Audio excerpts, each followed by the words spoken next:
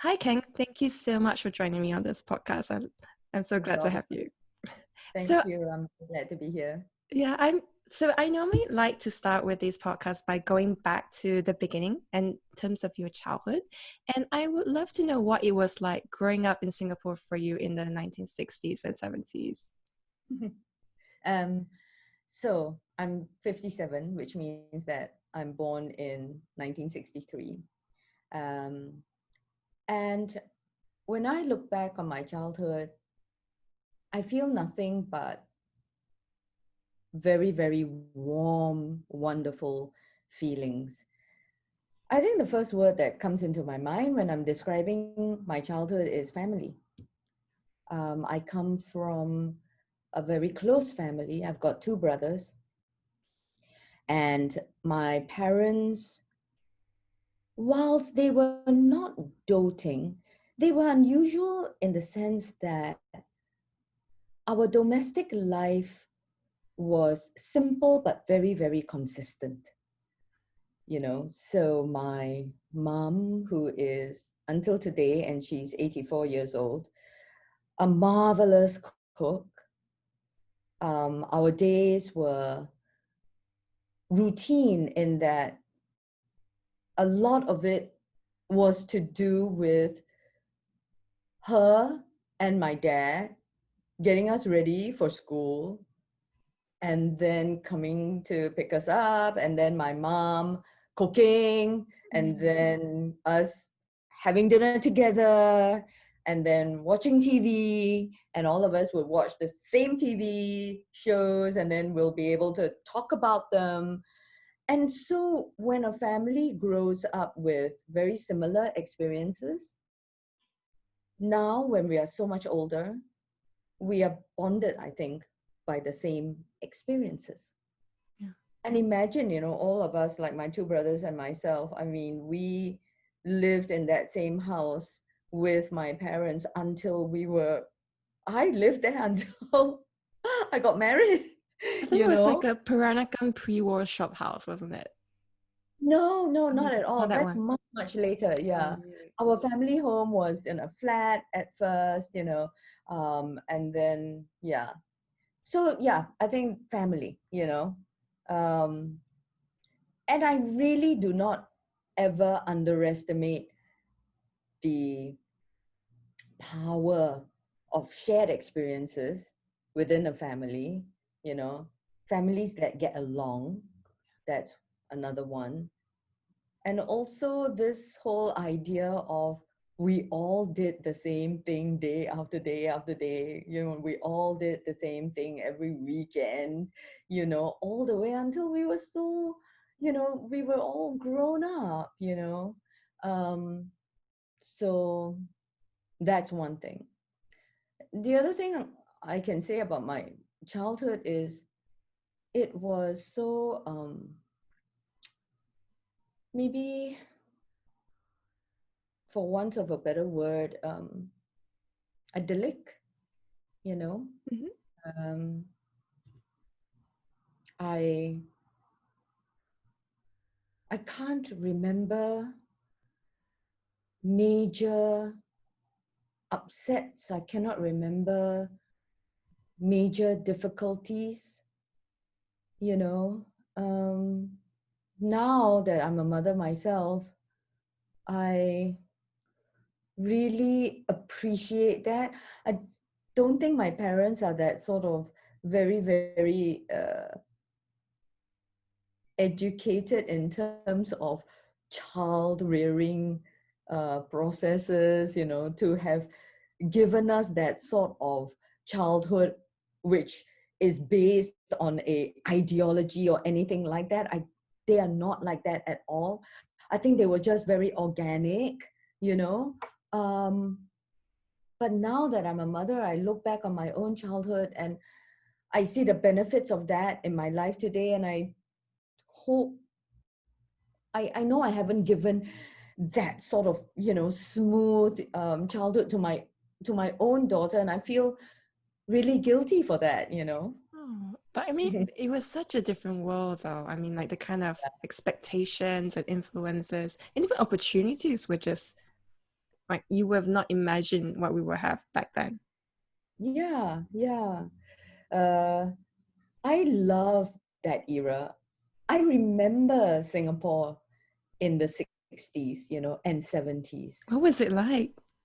Um, Sometimes I feel when I look back at, let's say, my life, all the way until I was in my 20s, sometimes I feel like it is a really great time to be born and to grow up, because it was like pre, you know, laptops and computers.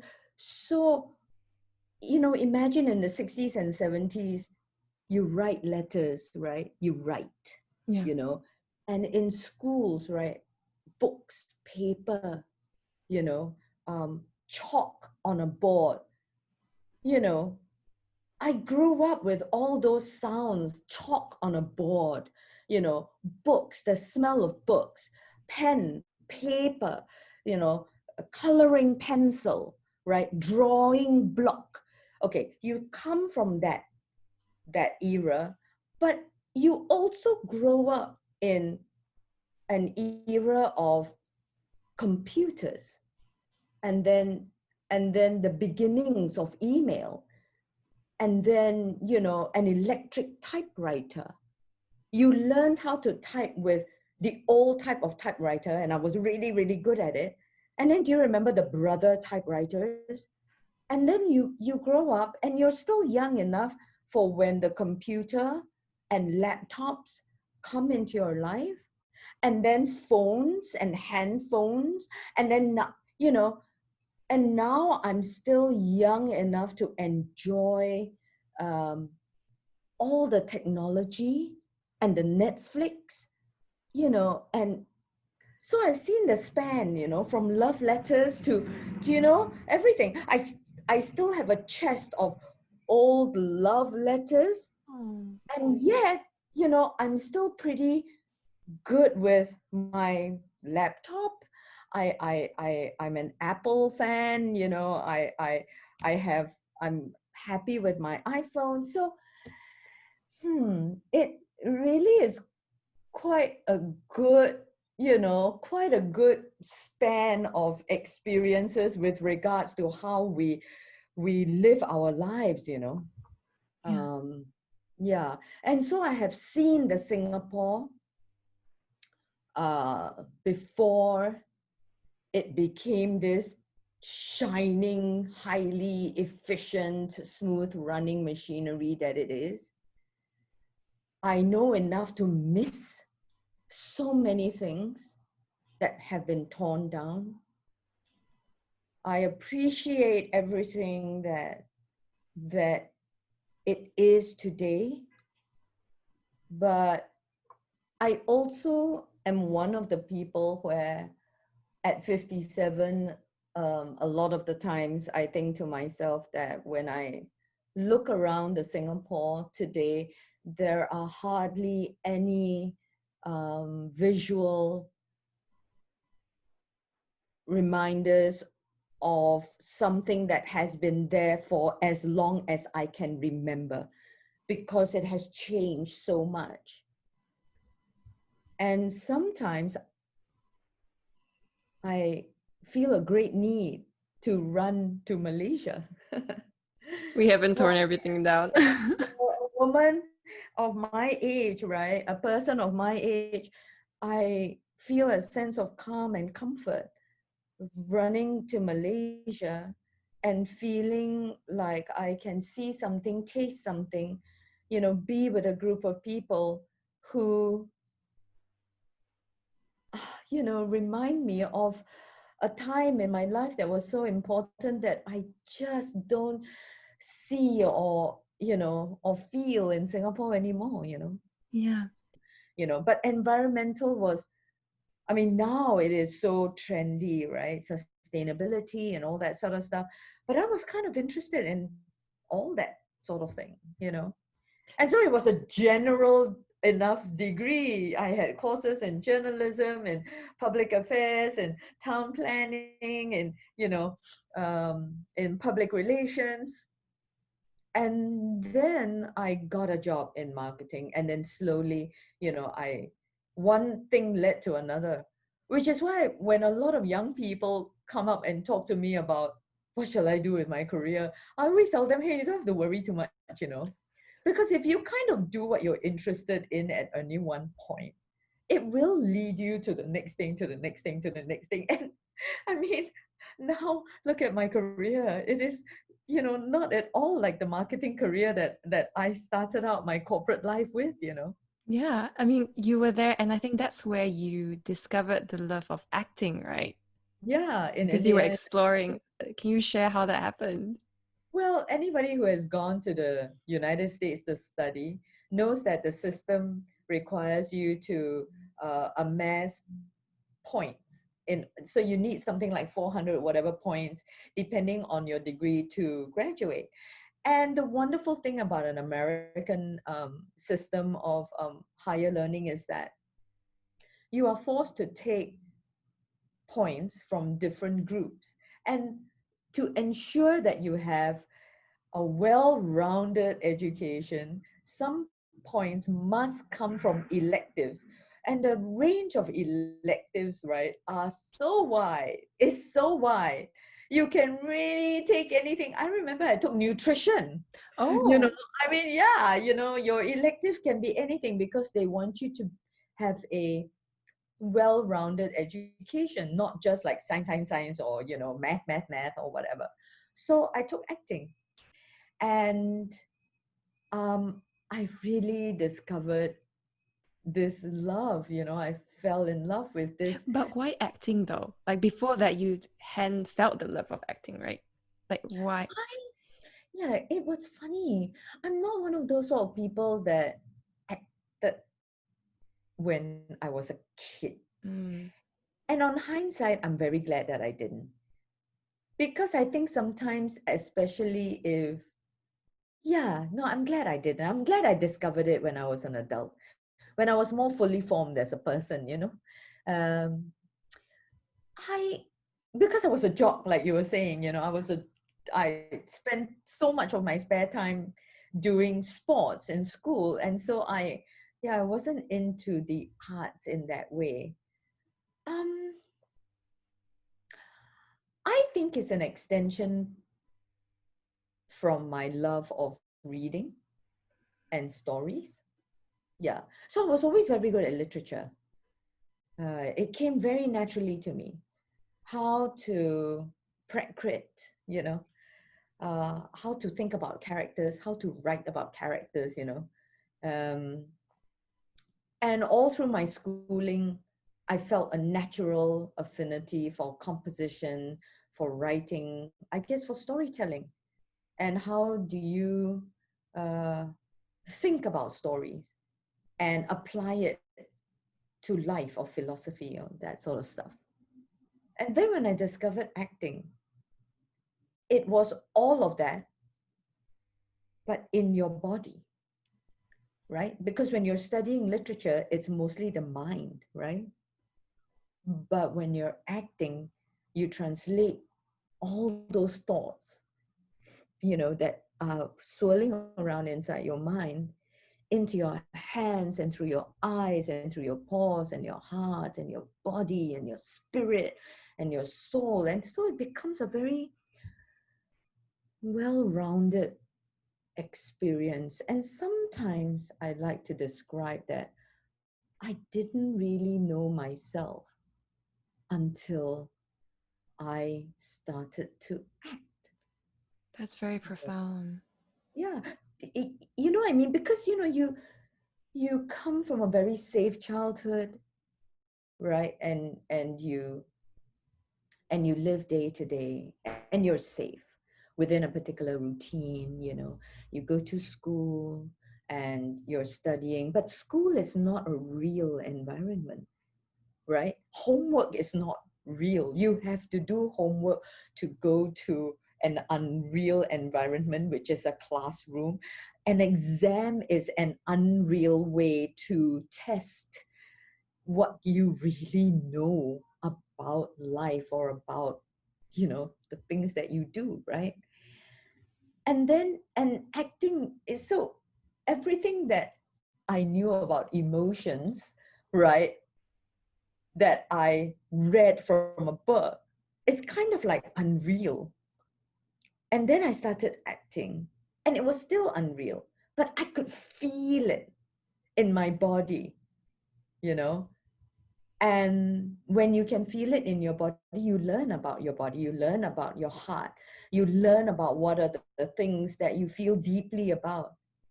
And that's how you become a full person, you know. And of course, it's all not real because it's not you. But then somehow, when your heart is molded through all these acting experiences and feelings and all the different worlds that are created by the stories that you're telling and the characters that you are imbibing, you know, in acting, you learn so much about people and about the world and about yourself, you know. And I, until today, I think that is one of the best things that I love about acting, that my world becomes so big. Mm. Was it hard for you to like step into this acting world? Because you said you loved writing, but writing is very different from going up in front of all these strangers and acting out an emotion that is not what you might be feeling, but that character is feeling. Was that something that was hard for you? I think acting as a craft is never easy, Mm. but moving into acting or wanting to act is one of those sort of feelings that are very, I, what's the word for it? You know, it's so compelling. I can't stop myself. I just couldn't stop myself. Until today, I can't stop myself. I'm just, it's, you know, you're just drawn towards it. That's how I know it's a true love. Because my closest friends and my family will tell you that King is one of those difficult people where you can't make her do anything that she doesn't want to do, you know? And I can't even be with people that I don't want to be with. Yeah, no, honestly, which is why I have like 5 friends, and ever since I was young until now, It's I okay. don't need any more people in my life. As long as I've got these 5 people, you know, that's absolutely fine with me, you know. Um, so so in that way, no, it's not difficult because it was so undeniable So how much I fell in love with it. so you fell in love with this, and I'm wondering, why did you ever consider staying back to pursue acting, or coming back to Singapore and pursue acting? Like, Sure. And it was so weird because I loved everything that I was studying. mm, I loved all my journalism classes and my, you know, advertising classes. And I loved my whole Indiana University experience. And one of the best things about working so much in the United States in the last 2.5 years was that my alma mater invited me back, you know, to give certain speeches. And I got to enjoy this university. It was so beautiful, and it still is even more beautiful today. Such a wonderful education, you know, educational institution. So I enjoyed everything, including the acting. And I'm still like that today, which mm. is why I produce a lot, you know, and everything that I studied in the School of Public Affairs, Public Relations, you know, all of those skills I put into my producing. My joy of, you know, reading and books and um, uh, that sort of storytelling also really satisfies my my need and my want to produce, which I do a lot of, you know. And I also love the acting, and I populate my life, and as I populated my university life with everything, including cooking exercise. I taught aerobic classes. I restless, very Yeah. right? Restless and organized, good at time management. So, that's King. So basically you do everything that you want to do, and until today, I'm kind of like that. I still want to do things that I want to do, and I will do them. I love it. So what was the thought process after, US and surrounded by all these people who love acting as well, and you came back to Singapore? What was it like? Like, what were you thinking? What am I going to do? I don't know whether it's a chicken or egg situation. And actually, Hmm. I was talking to somebody about it the other day because this person said, I don't think that people are where they are just pure luck. When you look at the people who are very happy with where they are today, you will see something in them that makes you think, there's this quality about them that makes them happy about where they are today. Okay. And I was like, I wonder. Well, that's my long-winded way of answering your question because when first of all, I discovered acting out of the blue, right? When I was in Indiana University looking for electives. It wasn't even my first choice elective. My first choice electives was like dance and very kinetic things, because I'm Yeah. very kinetic, right? And then I discovered acting, fell in love with acting. But then, you know, like like any so Singaporean girl at that time, there was no doubt in my mind that I would get my degree and then come back to Singapore and look for a job. Oh, So I graduated. There was an advertising job that was hanging in the air, but there was no doubt in my mind that I would go back. It's just kind of like a weird thing. So I went back home to Singapore, applied for jobs. But when I went back to Singapore, my cousin, who is Ivan Heng, who is a major player in Singapore theatre today, he was really into theatre, which he discovered in university in Singapore. same thing as you. Yeah, except that I was away and we are still, close. And when I came back to Singapore, he was still in university because of the army, because he's a guy, right? And then he was directing this play for the university in Singapore, and he said, "Would you like to?" He knew I had discovered acting, and then he said, "Would you like to be in this play?" And I was, "Yeah, I really want to be in this play." And so that started out this whole I go to work and then I'll act in my act when I'm not working, and this went on for years because there wasn't any professional theater in Singapore at that time. So is it kismet that Ivan, was really into acting and he was a real go-getter too, and that I started acting with him? And I don't know. I have no idea, you So see. And in that play that I acted for Ivan, which was called The Waiting Room in NUS, who happened to be in NUS at that same time and came to watch that play? Well, people like Ong King Sen, you know, um, William Teo, all these people that really were major players in helping theatre in Singapore develop into, you know, the wonderful industry that it is in Singapore today. We're all the same age.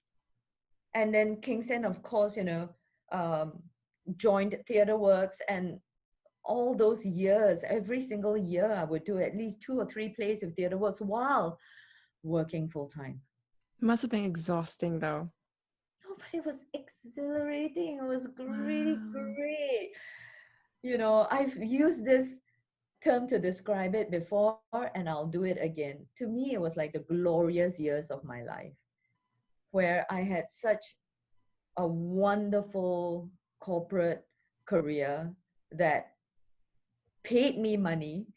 And then at the end of a working day, I would rush to the, theater and rehearse and then rehearse until, like, at that time we would rehearse until 1 a.m., sometimes 2 a.m., because we could only rehearse after work, right? And then go for supper and laugh and then sleep 2 or 3 hours. You don't need sleep, you're in your 20s. And then you go to your full-time job.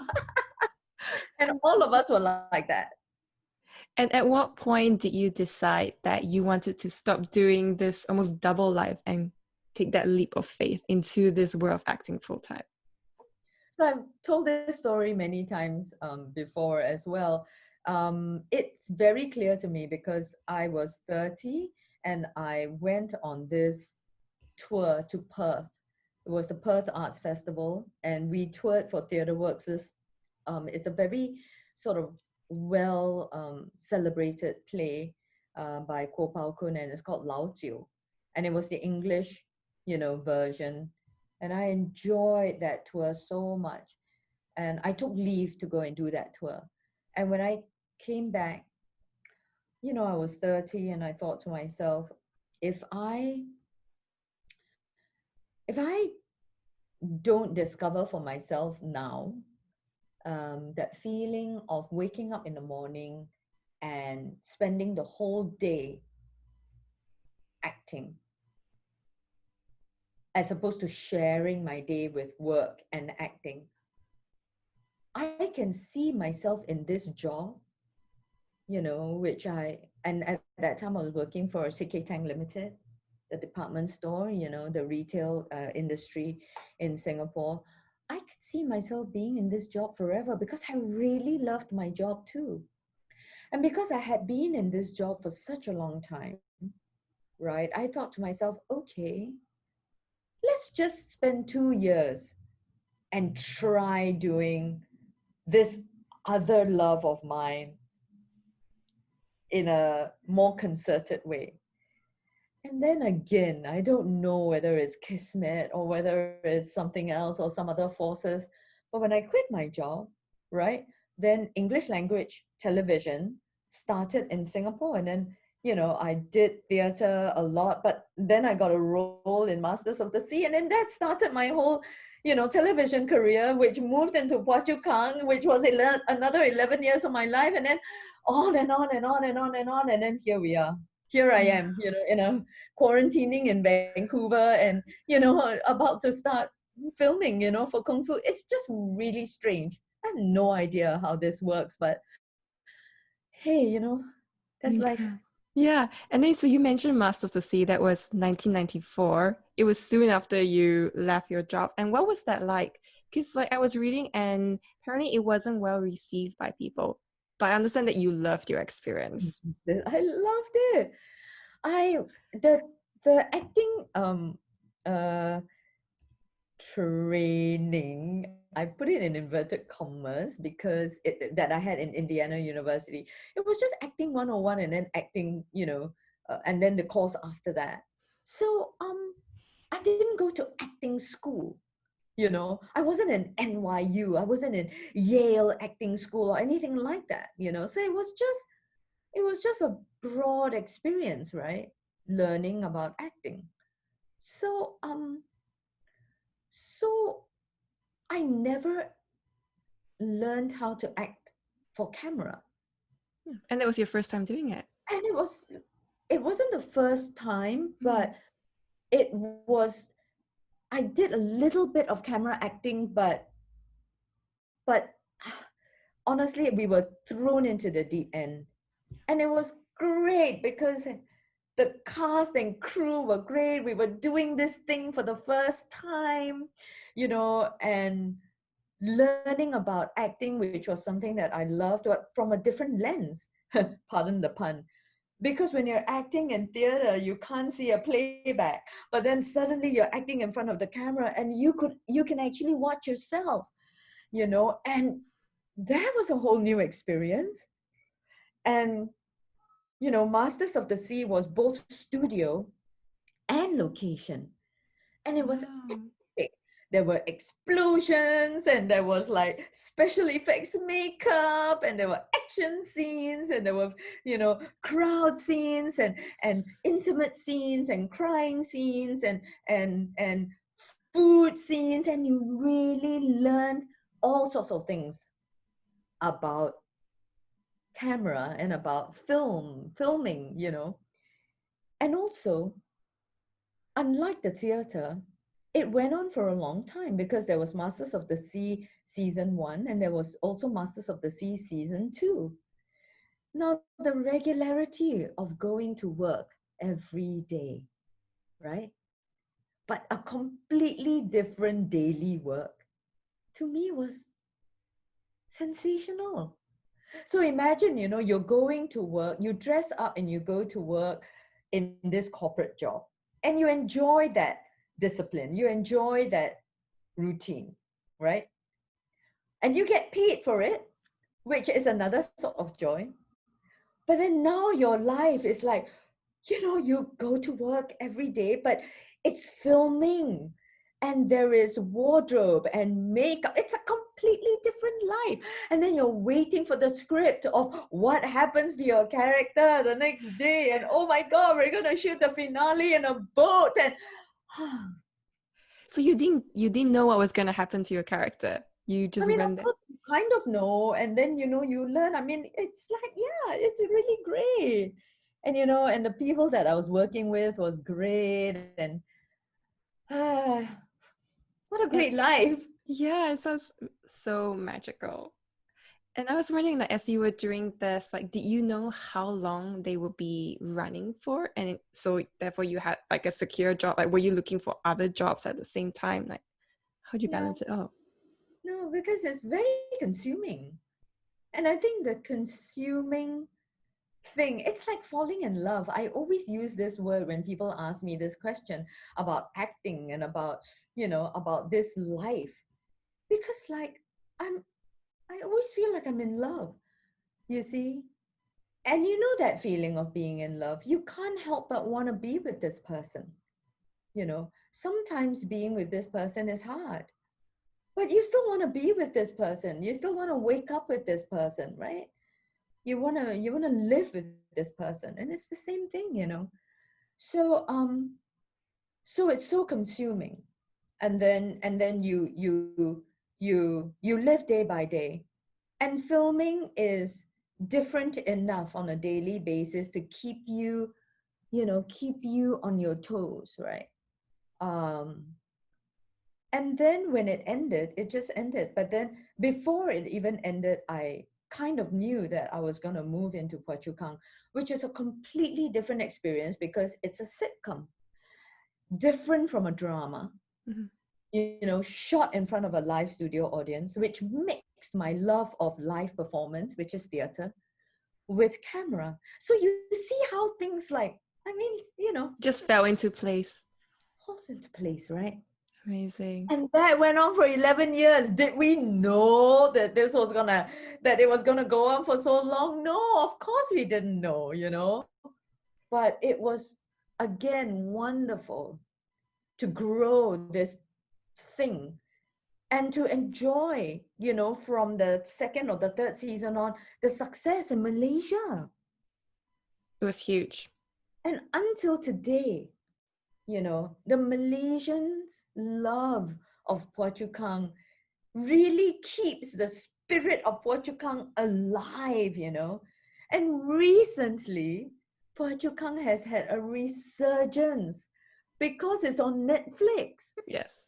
And all the people who have followed my career from when, you know, 20 over years ago until now, they are messaging me on Instagram, and they're all going like, wow, you know, it's so wonderful to see you, you know, in Phua Chu Kang. And, you know, this it's weird, isn't it? Life is Yeah. weird. Yeah. I wonder, how did you end up in the Patriarch, like whole film though? Like, how did it happen?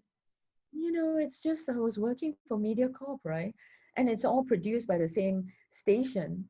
And so they asked me to audition for it. it's just like how I get most roles. You know, they asked me to audition for it, or they saw me in something else, and then they thought, oh, you know, this person would be good for this, you know, then they try me out and then they like what I give them and then they offer me the role. But Did whether you or not it becomes a success, nobody knows, right? Whether or not you're good in the role, nobody knows. You just have to like take it one step at a time. were you auditioning for Margaret Phua? So right from the get-go? Like what was it about her that Yeah. grabbed your attention? Oh, no, I think I wasn't. I mean, it's not so much like, it's not like here, you know, where there are so many different auditions and then you go for so many different auditions. At that time, English language television was just starting. And so it was going to be like one of two new sitcoms or three new sitcoms following under one roof, you know. And so I think they had their eye on me for Margaret. They read me. I think they liked me enough, and then they tried me out, and then you know, Phua Kang, who knew it was going to be so successful? We certainly didn't know. We were just having a good time, you know. At what And point the did it dawn track upon was you? So at what point did it dawn upon you guys that, oh, it's actually a really big deal? ah, it's very quickly because once the first episode got on, you know, recently I watched the first episode again, you know, just for fun. Uh, I mean, it was so well loved, you know, it was so funny. Even now for me, when I watch old episodes of Wachukan, I still find it really funny. Yeah, you know. Do any of these, like when you're watching it, does it bring to mind some kind of memorable incident that happened as a cast member? I think it's more like a feeling more than Mm. anything else. You know, I remember the feeling, you know. I remember quirks about the family that until today I can still remember so well. Like they will, you know, we ate the prop food. We were very well known to be very naughty, and we will just eat up all the prop food because a lot of the Phua Chu Kang scenes are around the dinner table, and we will just eat up all the food. So the people in charge of the props, they will not bring out the food Oh. until right at the last minute before we do a take. Because they know that during rehearsal we will just eat it up. And then the other thing also is that a lot of the Phua Chu Kang family love to eat durians, and there were many scenes about durians.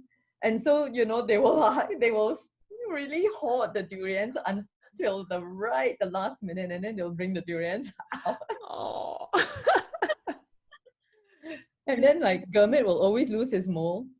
Halfway through a take, suddenly it'll be cut and it'll be, oh, okay, you know, we're looking at Chu Kang's face and the mole wouldn't be there. And then everybody would be like looking for the mole. And then after a while, the makeup artist had this little box Oh full no. of spare moles to stick onto his face.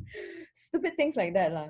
And then, you know, we played a lot of games as a cast because we knew each other so well and we were together working on this for so many years of our life, right?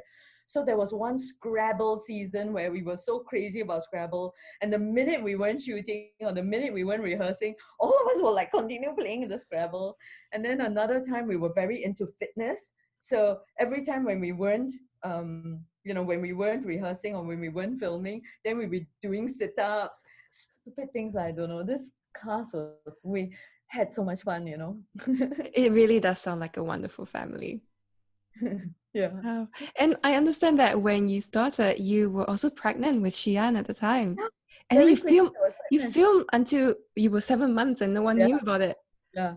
Yeah, we Wow. had all these tricks because Margaret was a working woman, right? So they would just either give me a very big bag. Luckily, you know, like for example, if you're looking at me at Zoom right now, like if you're just looking at my top, you know, from my waist upwards, you wouldn't know that I was pregnant, you know. So they would give me a big bag. So these are the tricks. They would give me a big bag and I would just hold a bag in front of my tummy. Or they would give me jackets, or they give me files, or they give me a big bag and a file, or we would block. So if you look at some of those episodes, right, like Chu Kang would open up a file cabinet And I would go behind the file cabinet and I would be scolding him from behind the file cabinet. And the file cabinet would completely hide my tummy. It was so funny. I feel that that my filming during pregnancy kept me happy, and it made my pregnancy very easy. It was such an easy pregnancy. So, it's like when you're a happy mother, happy pregnant person, I think the birth becomes easy as well. That's wonderful. Wow. And when you had Xi'an, like, did you feel like your life completely changed? Like, how do you balance having a newborn and also filming? Actually, filming is very, very child friendly, especially filming for a live studio audience like Phua Kang. So I didn't do theater for about 3 years. And during those 3 years, I only did like Phua Kang. So I would rehearse Monday, Tuesday, Wednesday, and the rehearsals are not that long, because we're such a well-oiled machinery, right? So we would rehearse maybe for about 3 hours or so. And so I would just take my baby and then pass it over to my mom. And then I would go and rehearse. And then I would pick up the baby. And then I didn't even have domestic help for the first 2 years Wow. of my life. Yeah. So, yeah. So we would do that. And my mom, Xian was my parents' first grandchild. So they were very happy to have her. And then I would film on Thursday and Friday, and then again my mom would just help me. And when Xian was 1.5, okay, Gurmit also had his daughter just before I had Xian. So Melissa, his wife, and I were pregnant at the same time, and we used to share. She gave me a lot of tips about pregnancy and childbirth that helped me a lot. And she was And talking both about our little Montessori and all that as well, right? yeah, yeah. And both our little girls were growing up at the same time. And I remember they were both such well-behaved children. And when they were old enough, we would put them in the, baby carriers, and they will know how to keep quiet, like 3, 2, 1, and then they will just keep quiet. And then when it's cut, then they will like make noise, talk. So we Wow. bring them along. Yeah, Wow. I know. I'm amazed that like babies would know to listen to directions. I think it's also their characters and their natures. They Mm, were not willful. They were, they were very easy to handle children. yeah. So my daughter, she it was always so easy and easy for my mom to take care of, and so my mom helped me a lot. So I did that, and then when she was older, I put her into daycare, and then I could rehearse. I think you started like producing your cabaret act, the Dim Sum Dollies, and you also produced and directed your Do Not Disturb production as well, right? So that's when you started like piling all the work up. Because 40 years old was when I first started producing, when Mm. I was 40, and then the directing was not so much my compulsion to direct. It was more like I wanted to produce my original idea, which is Do Not Disturb. Mm. Uh, and at that time, it was just most convenient for the budget and for the time frame and for the scale of that particular project that I just directed it myself. But I don't have a compulsion towards directing, or else I would be doing it a lot more. But my compulsion was in mostly producing, you know. Um, What's yeah, the and that difference came, actually? oh, there's a huge difference between producing and directing. Producing is doing whatever you can to get this project on the road. And then you hire, a team, including the director, to um, realize uh, this vision. So, so my ideal as a producer is to have an idea that I really want to see come to fruition, And then I would hire a creative head. So I would hire, for example, I hired Beatrice Chia Richmond to direct the musical Tropicana because I felt she had the right um, creative, aesthetic, and management style that I like. And she would be in charge of really putting together the production as how the audiences would see it. But as a producer, I would just make sure that all the actors are taken care of. My director, my crew, my designers are taken care of. I do their payroll. I find the money for them. I find the publicity, the advertising. I talk to sponsors, and I make sure the entire production, including the cleaners or the writers, not just the director, is taken care of, you know. Was it hard to find the finances? Because it sounds like you need a lot of like money to fund this whole thing. Of course it's hard, but then the wonderful thing about Singapore is that there are lots of grants. So I like to say that as a producer, I feel like I'm a civil servant because I always get my grants from the Singapore government, and thank you to the National Arts Council for seeing something in my projects that they always want to support. And even now that I spend so much time away from Singapore, I'm still always in touch with the National Arts Council. I just creatively directed their Patron of the Arts online award ceremony. I always want to be in touch with the Singapore industry because that's where I come from, and it's so much a part of my my myself and my life.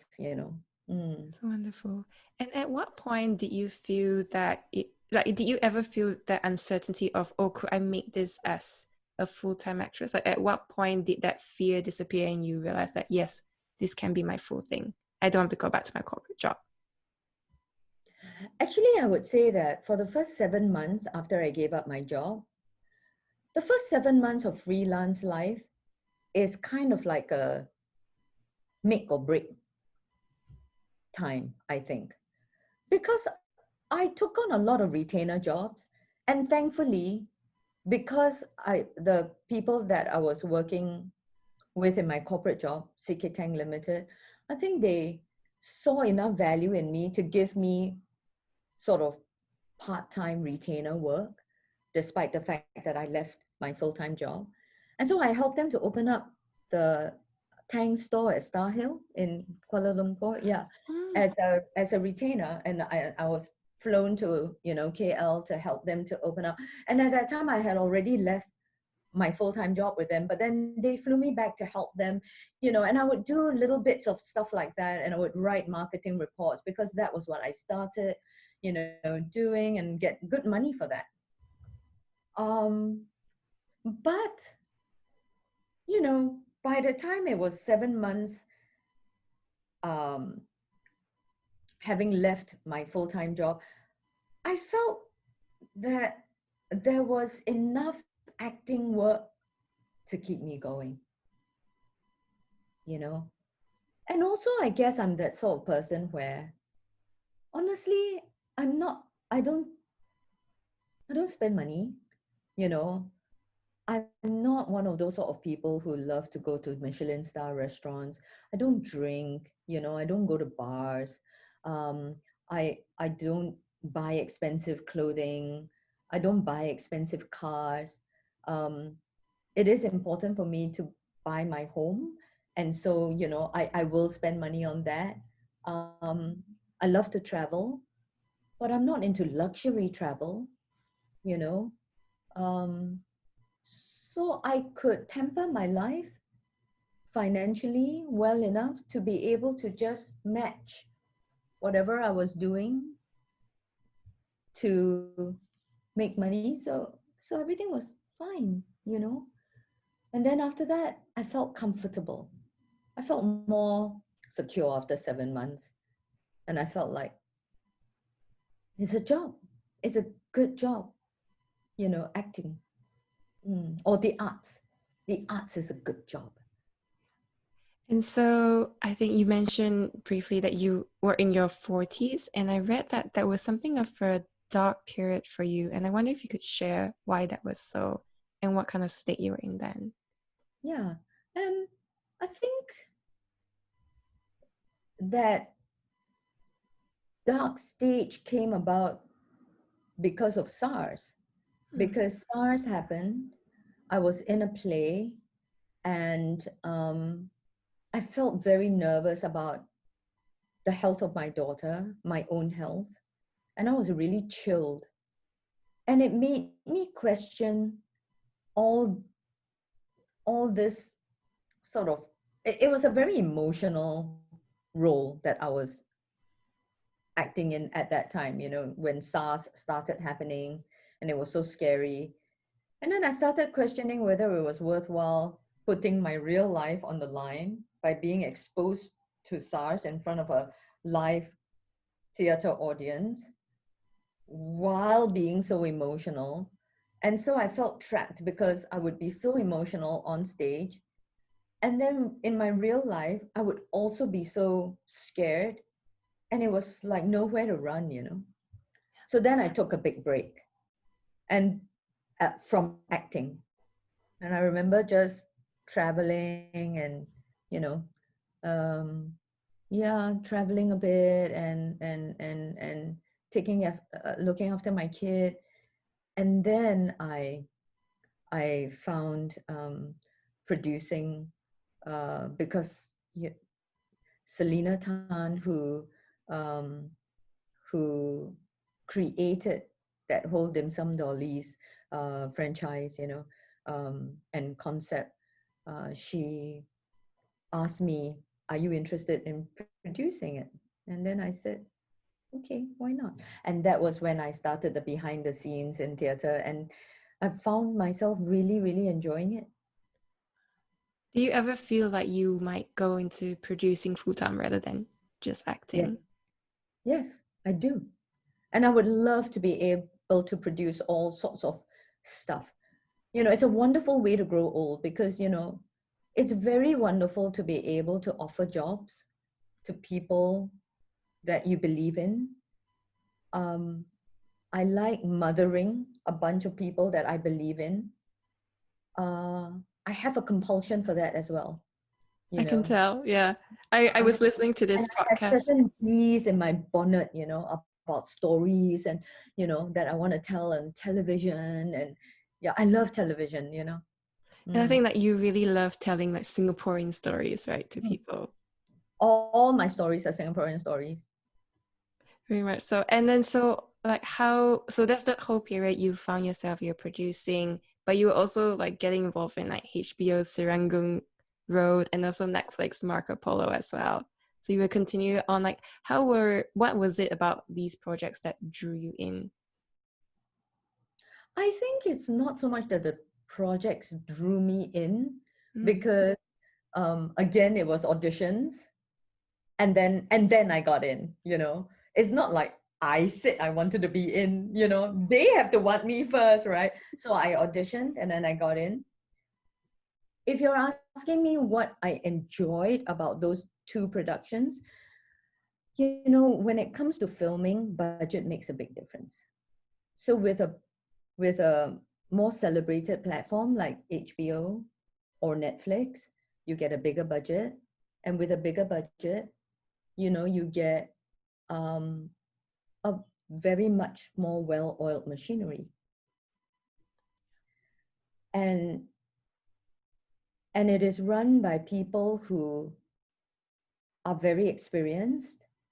Um, and therefore, your job as an actor is, in a sense, very well supported. It's almost as if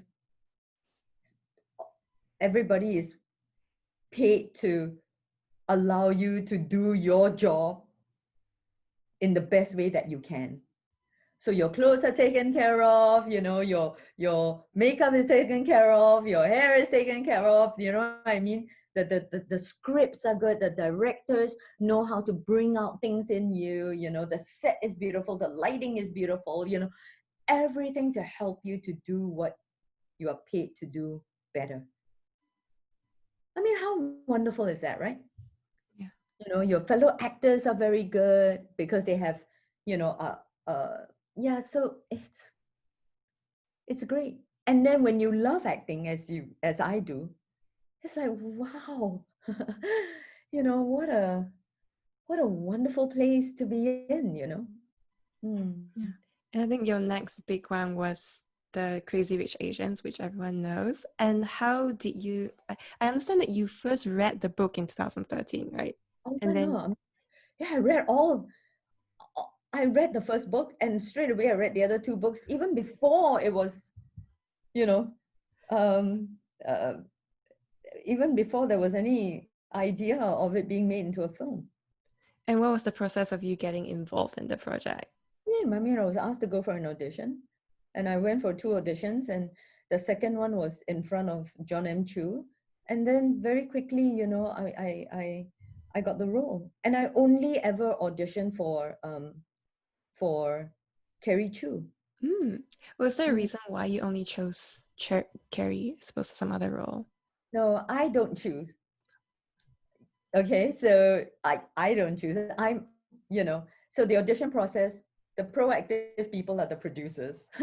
The actor is not, you know, I mean, unless you're a really big star like Nicole Kidman or something, maybe you can say like, can I audition for? But no. Kang Hua, it was like, you know, would you like to come for this audition? And then of course I said yes. Yeah, and they were Right. holding auditions in Singapore, you see. Yeah. And what was the process of filming? Like, is there any memorable incidents that we might not know as a because we're not a cast member? So many memorable incidences because again, you know, it was a very lovely project to be on, and it was in Malaysia, which I loved. um, I think one of the interesting things for me always is, you know how they had that big scene where they're waiting for the flower to bloom. My name is Kheng Hua, and it's the Kheng Hua flower. Oh. You know, yeah, you know. So, and then they filmed in Penang, which I knew so well. And that big mahjong scene is in the Blue Mansion where I, you know, knew so well, Oh, did you you? know. Yeah, because one of the plays that I produced and acted in is called Number Seven, and it was commissioned by Josie Day of Georgetown Festival, and it was about the seventh wife, which, you know, Chong Fat Zi built the Blue Mansion for. And so I was filming there, and I just felt like I was at home. It was like filming in my own backyard. And did you guys know that it was a huge thing at the time when you entered this project? You know, nobody ever knows anything, you know, with regards Mm. to the success of anything. Sometimes I think the things that seem like they are it's 100% success can totally fail, you know. So even now that I'm here and Kung Fu has been picked up as a series, right? And it's a brand new series. We have no idea. And we have no idea how successful it's going to be. And that can really spur on a group of people to work extra hard to make sure that it is as good as it can be because it's new, you know. Mm. Yeah. Wow. And so after Crazy Rich Asians, I understand you obtained 3 international representations, and that just No. oh, It's did I get it wrong? there were three different agencies that were interested in signing me up, Right. Right. and then in the end, I chose one in. Um, Actually, I met three in the U.S. and three in London. So I chose one in the US and I chose one in London. Yeah. And is it And very like what's the role of like agents? Like how important are they to your career? very important in this industry because it's such a, I mean, here in the United States. So for example, you get invited into auditions, And as opposed to, let's say, smaller industries like in Singapore. And I'm not explaining it very well, but you will probably have to edit it. So basically, it is so much more controlled. There's so many actors here. If there were open auditions all the time, right? Honestly, you would have to see so many people because there are hundreds and thousands of actors, right, in this industry. So when there is a role, the film company um, goes to casting directors. Casting directors then are in touch with different agents, like my agent, and then my agents will look through the breakdown of the role and then look under all the clients that they have to see which are the ones that are suitable for this role. And then my agents submit my profile to the casting directors. My casting directors look through and see, oh, I'm interested in this one person, before they even approve for you to come and audition. So you can't go up to Sony, knock on their doors and go like, can I audition for the role of, you know, mother in Kung Fu? You can't, you know, so yes, I think agents are very important. And you need a license to be an agent, you know, here. Yeah. Oh, wow. And I think like, so I was speaking to another lady who was a Hollywood stunt actress, and she said in order to get good roles, she also needed a SAG card herself in order to get better Yeah. roles. Protection. Yeah. So Wow, it's so much more regulated, it which is. which which protects the quality Yeah. of the work, how you're treated, your pay, you know. Yeah. I guess think of it as your law career. You need to pass the bar, Yeah. right? And then you need to join a good firm. Your firm is like your rep, you know, your representation, your, right? You Yeah. need to join a good firm, because only when you have a good firm, then your status as a lawyer is respected. Yeah. And then only when you are very good, then you're made a partner. So it's like all these checks and balances to make sure that your quality, you know, by the time they hire you, is worth the money they're going to pay you. You Mm. see? And because the money that they pay here is, you know, I guess so much higher, they want to make sure that your skill set or your quality is good enough for the money that they're willing to pay you, because this industry is so well developed. You know, it's such a well-financed, successful industry, the film and television world in Hollywood, you know. Mm. And I would love to talk about the audition process. I'm wondering, like, were there many roles for you? Because it seems like, at least from my point of view, that there are not as many Asian-based roles. So it'd be harder to break in, maybe? I don't really, I don't really subscribe to the concept of breaking in. I just look at it as getting a job, very much like how I looked at my entire career from my corporate life all the way until now. You get this job, and then you get this job, and then you get this job, and then it's just whether or not you want this job or you don't want this job, or whether or not the opportunities for getting this job is there or not. Okay, so when I decided to sign on with these agents to help to um, I guess, find new opportunities to allow me to do what I love to do, which is act in different markets. I didn't know whether or not I would get roles or I would not get roles. But very quickly, and again, I don't know whether it's kismet or whatever it is, because of Black Panther, because of, Crazy Rich Asians, the idea of representation and having a more diverse cast really started to pick up. And so I went for a lot of auditions. I was approved for a lot of auditions, and I went to a lot of them for all sorts of roles. And also my agent was very good, and they really put me up for all sorts of different roles, comedic roles. I even had to sing serious roles, and they put me up for roles between the ages of 45 all the way to 65, So, so it was yeah, I went up for a lot of roles. I was rejected for a lot of roles, but I got enough roles to continue, working all the way How, until now. Yeah.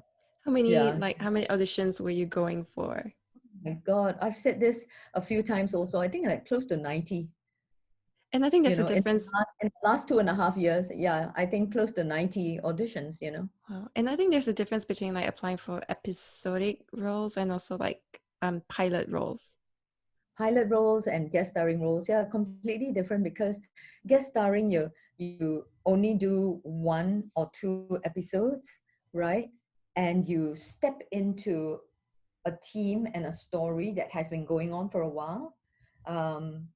But filming a pilot, like I was saying earlier on, you are part of, and especially as part of the main cast, like right now, this opportunity that I have right now with Kung Fu, part of the main cast, shooting a pilot, building a product for the very first time.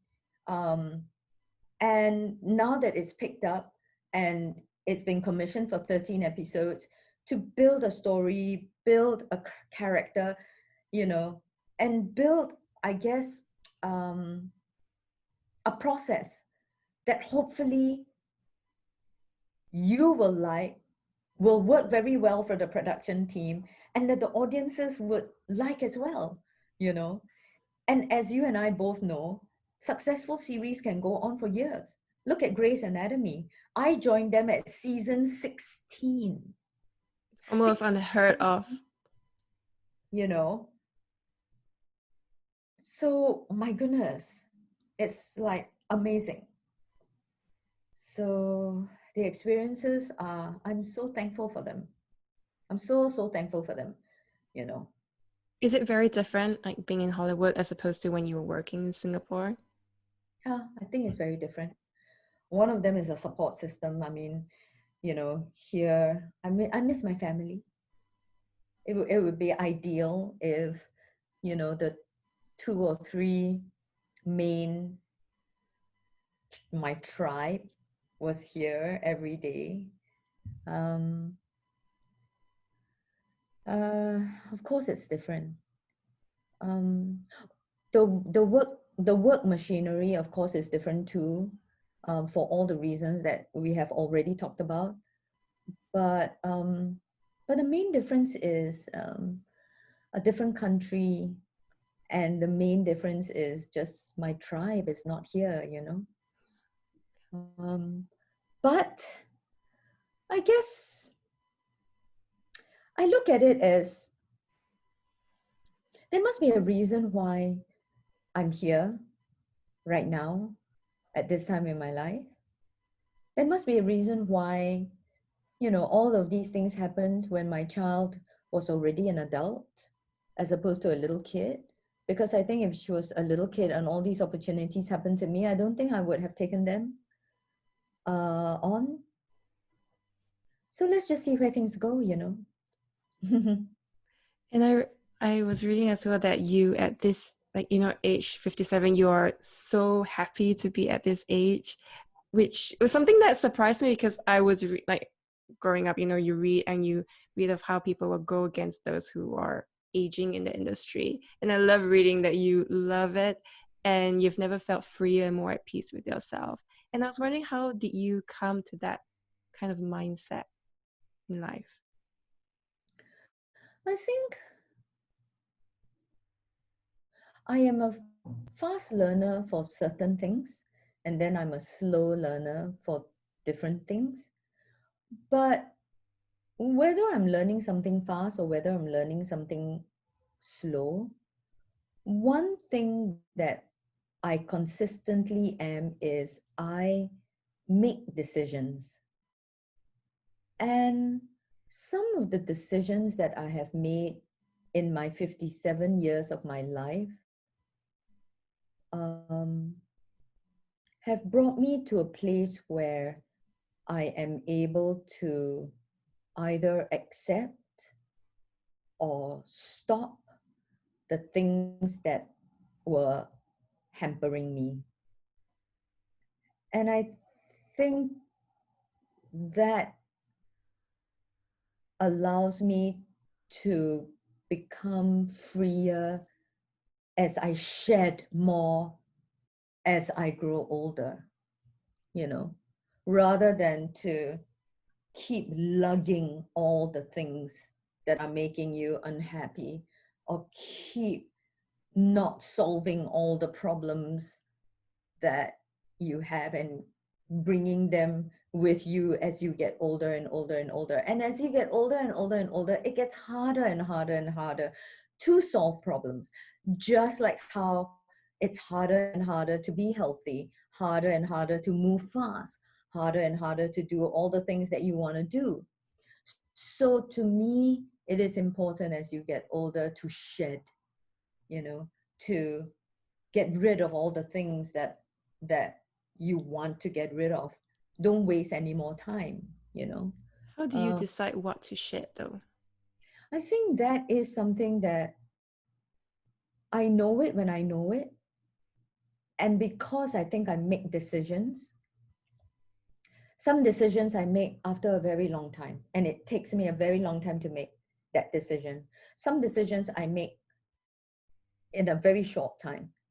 But whatever decisions I make, chances are I don't look back. And that allows for the shedding, you see? Yeah, Yeah, you know? I Mm. love that. Wow. And I was wondering, like, now obviously we're in COVID season. How has that impacted you and the film industry that you're in? Oh my God. I do not like the travel restrictions. Yeah. Yeah, that is the main thing, you know? Um, Quarantine, no problem. You know, I like my own company, you know. But the travel restrictions stop me from going back as easily and as many times as I have in the past to maintain my sense of balance. And it also stops the people that I want around me to come and be with me. So I'm finding that very difficult. Yeah. Mm. I know it was really strange when we were in MCO and I come from East Malaysia, and it was so strange to think, gosh, I can't even fly to see my parents. Correct. Correct. And we're in the same country, but I can't see them. I literally can't see them. Correct. Correct. I'm experiencing the same thing too. And luckily, you know, my mom is a very progressive woman. And so I know it was very difficult for her, you know, my being away, especially this time. But, you know, she has learned how to video WhatsApp. Wow. She has learned how to text. She's learned how to take photographs and send to me on WhatsApp. You know, she really, yeah, helps, you know. I think she's um been drawing as well, right? I saw it on your Instagram. she's very creative, yeah. That's wonderful. And I was wondering, like, if you could go back and redo one thing in your life, what is it that you would want to do?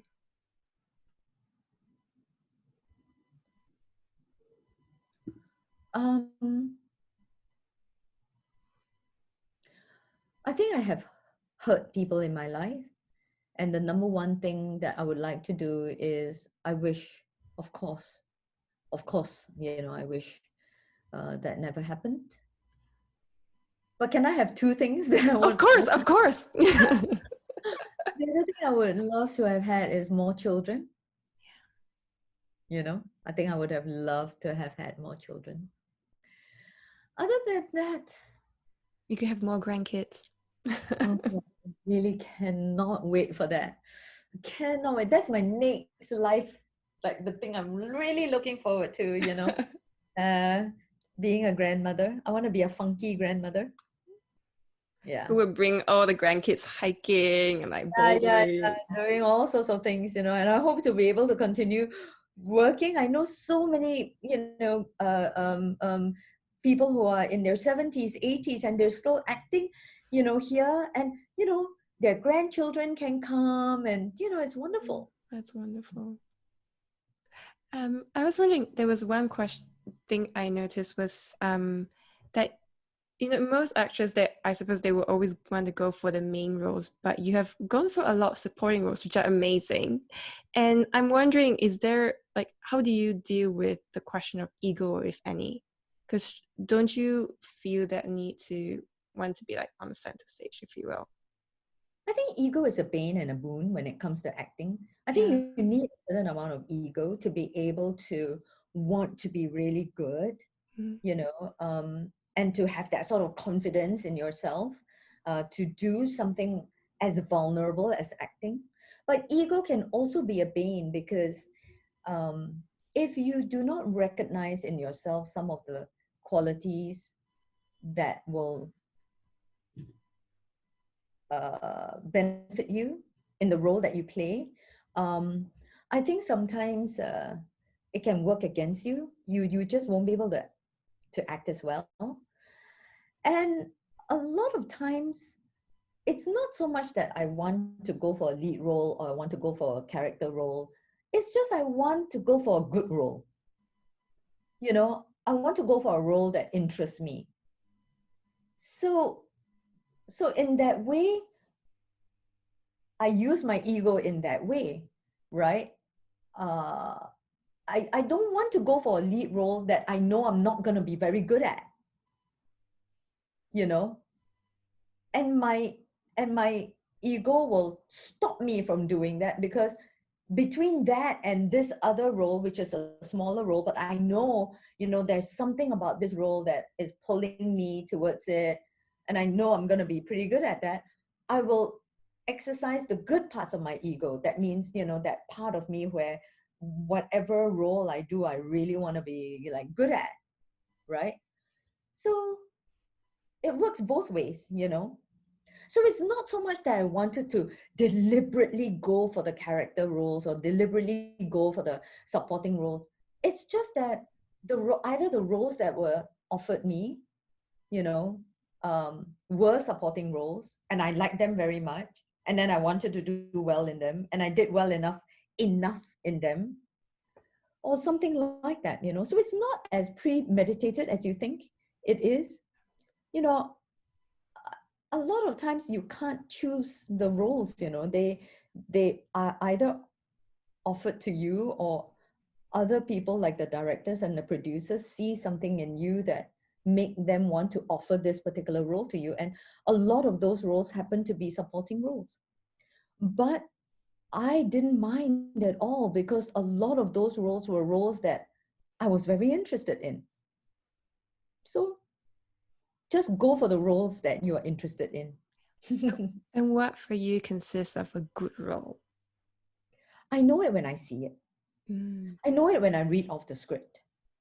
I know it when I'm like, you know, only then do I know. Yeah. It has to You be, know, it's just a gut feeling. no, it's not gut. It's Oh, it's not gut, because I know it when I read it off a page.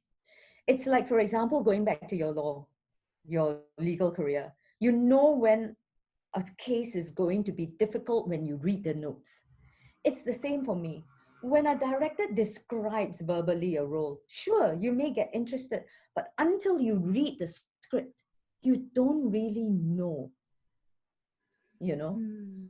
So it's that sort of thing. So yes, part of it is a gut feeling, because you cannot base everything on just the words, because in the end, acting is kind of like is not kind of, it is three-dimensional. And, you know, other than the script, you need to exercise a lot of other, senses, to make a full character. But you do need to base a lot of what makes a role good based on tangible things like a script, a director's vision, who are the people you're going to be working on, etc., etc., etc. And do you get to have a say over that script when you see it? Like, oh, I feel that this character might not say in this way or act in this way. Here's my suggestion. It differs from project to project. Yeah, it differs from project to project. Sometimes in the theater, there are these things called a devised play, and you actually come up with the words yourself. Sometimes some productions are very writer oriented. Yeah, so the writers are very it's important for the writers and for that particular team that the words are said as written. Some directors say to you, you can change the words to suit your character. It really depends. Yeah. Mm. And what do you see as the thing that your fellow actors struggle with the most?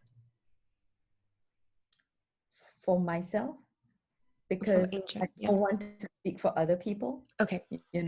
I would like what I struggle. Um, am I right to say that your question is what do I struggle with the most in acting? Yeah. Mm,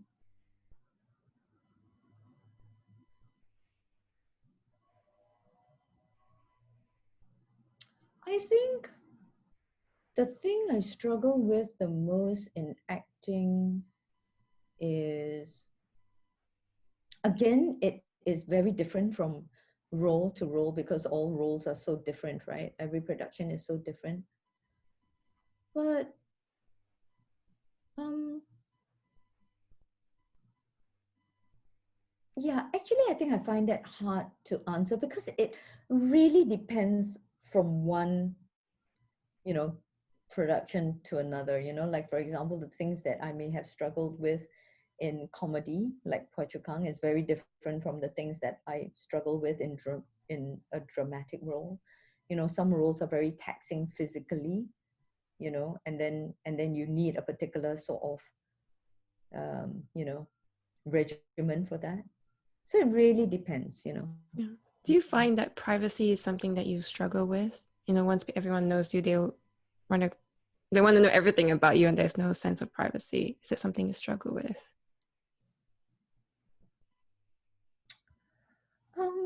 Privacy is something that I've been thinking about actually a lot in the last 3 or 4 days. Maybe it's because of my quarantine. Um, so far, I have not experienced um, too much of a invasion of privacy, but it definitely is something that I have been thinking about lately. I have not concluded my thinking yet. It's okay. So let's just leave it at that. That has been something I've been thinking about Yeah. recently. And what about the role of social media? Is that very important for you now? Putting yourself out there, not just in terms of work, but also on social media. Again, I am sorry about that. It's okay. Again, I am thinking, my Mm. relationship with social media. Um, the only social media that I engage in is my Instagram, right? And there were But news articles written on your Insta stories. yeah, but um, but I'm just reevaluating everything. Yeah. Mm. And what kind of future role would you want to do or project after Kung Fu? Is I'll there know any? it when I see it. Because Know I it was when I see listening it. to an interview that you have a script that you've been working on. Yes, I have so many things, that are buzzing around in my brain. But yep, it's just a part of my life. But when it comes to an actual role, like acting role, I guess I'll know it when I see it. So we'll see. Yeah. So many things that I want to do. You can do it all, I'm sure. And I was wondering, like, there's so much that I've seen written about you in the media. Can you tell us one thing that no one knows that you don't mind sharing? Hmm.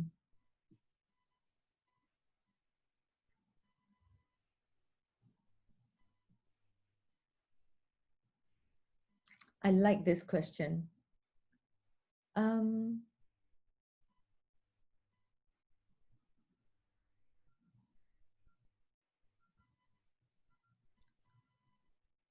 you can edit out the pause.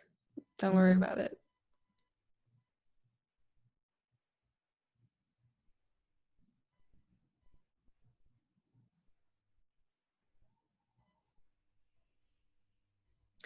Of course, there are many, many, many things that no one knows.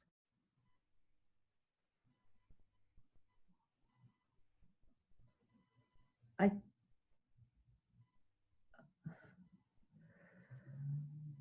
I at this moment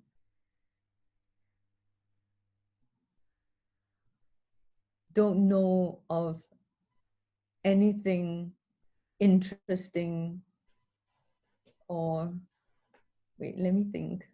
Because I really want to answer this. I really want to answer this.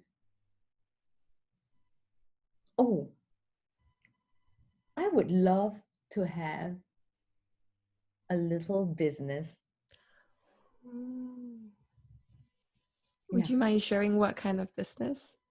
I would love to have like a little uh cafe, you know, Yeah. or I would love to have a little, let's say like like either store, selling a few clothes, selling a bit of, you know, food, selling some furniture. Do you know? I mean, like, yeah, like some of the shops that I see, when I travel, I would love to have while I'm doing, all of this, I would love to have a little business.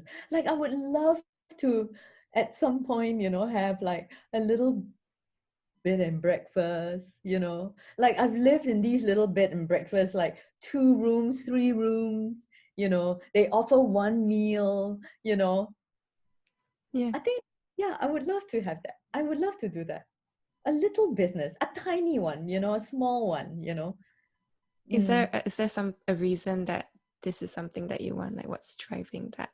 No, again, it's like one of those sort of things. King doesn't do anything that she doesn't want to do, So it's just like, yeah, I just feel like it, It's just that right now I don't have the brain space and there are bigger loves in my life. But who Yeah. knows? I You never may, know. right? In Yeah. the future. Sounds wonderful. Well, King, thank you so much for your time Okay. with this podcast. I No normally problem. end with these questions. So the first one is, do you feel that you have found your why?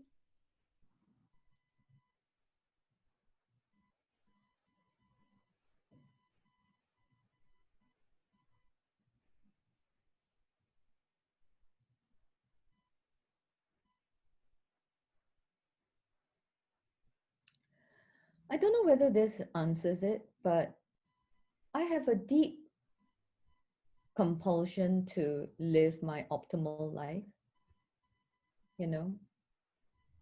And if that is a why, then I guess that would be my answer.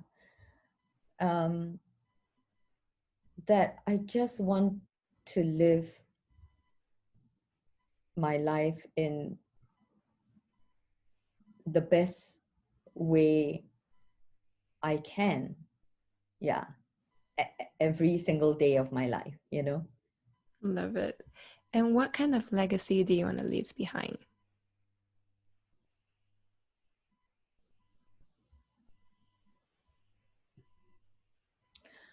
I would like to be remembered as somebody who made a lot of mistakes, but tried to not tried to be better. Yeah, made a lot of mistakes, but tried to be better. And what do you think are the most important qualities a person should have to succeed in the acting field?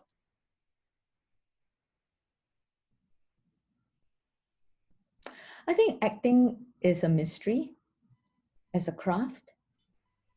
And because it deals with the human person, and as complex as human beings are, there isn't one single quality that can very easily be mentioned that is a, surefire way to be a good actor.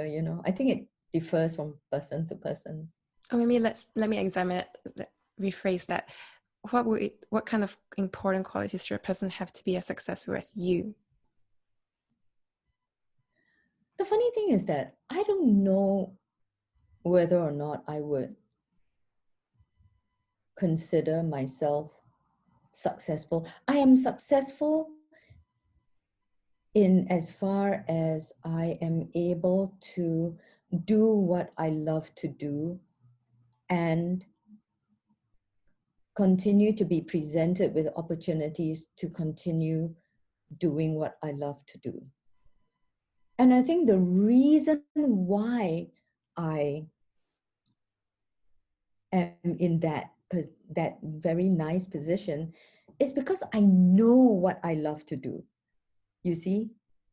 So when I'm presented with an opportunity, I don't have to waste time thinking, do I want to do it or do I know? I just go like, I know because I know what I love.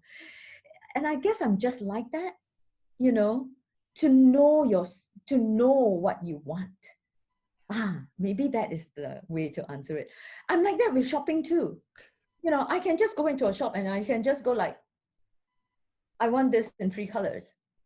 I'm kind of very manly in that way, that may sound like a sexist thing, but I'm a bit like that, I'm like that too. I love yeah, it.